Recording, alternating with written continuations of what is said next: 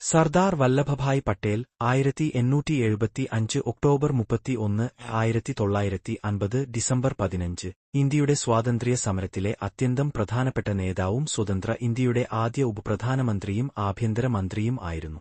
അദ്ദേഹത്തെ ഇന്ത്യയുടെ അക്കിശില്പി, iron man of India എന്നറിയപ്പെടുന്നു.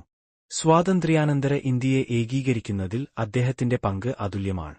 വല്ലഭഭായ് പട്ടേൽ ഗുജറാത്തിലെ നൊദിയാദ് എന്ന സ്ഥലത്ത് ജനിച്ചു.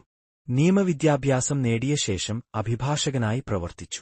മഹാത്മാഗാന്ധിജിയുടെ ആശയങ്ങളിൽ ആകർഷിതനായ അദ്ദേഹം ഇന്ത്യൻ ദേശീയ പ്രസ്ഥാനത്തിലേക്ക് പ്രവേശിച്ചു.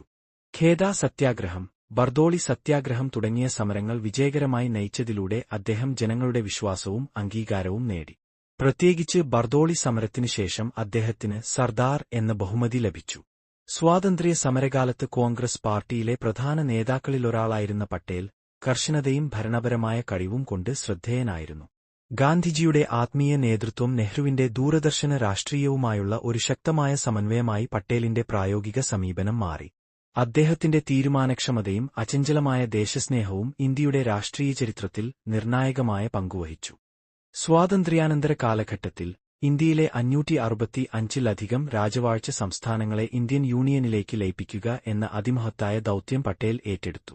ഹൈദരാബാദ്, ജൂനാഗഡ്, കാശ്മീർ തുടങ്ങിയ സങ്കീർണമായ പ്രശ്നങ്ങൾ അദ്ദേഹം ദൃഢനിശ്ചയത്തോടെയും രാഷ്ട്രീയ ബുദ്ധിയോടെയും കൈകാര്യം ചെയ്തു.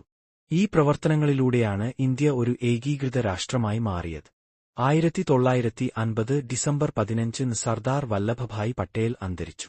ഇന്ന് അദ്ദേഹത്തിന്റെ ജന്മദിനമായ ഒക്ടോബർ 31 ദേശീയ ഐക്യദിനമായി ആചരിക്കുന്നു. ഗുജറാത്തിലെ സ്റ്റാച്യു ഓഫ് യൂണിറ്റി എന്ന ലോകത്തിലെ ഏറ്റവും ഉയരം കൂടിയ പ്രതിമ അദ്ദേഹത്തിന്റെ ദേശീയ ഐക്യത്തിന് നൽകിയ സംഭാവനകളുടെ മഹത്തായ സ്മാരകമാണ്. സർദാർ പട്ടേൽ ഇന്ത്യയുടെ ഐക്യവും ശക്തിയും പ്രതിനിധീകരിക്കുന്ന ഒരു അനശ്വരനായ നേതാവായി ചരിത്രത്തിൽ നിലനിൽക്കുന്നു.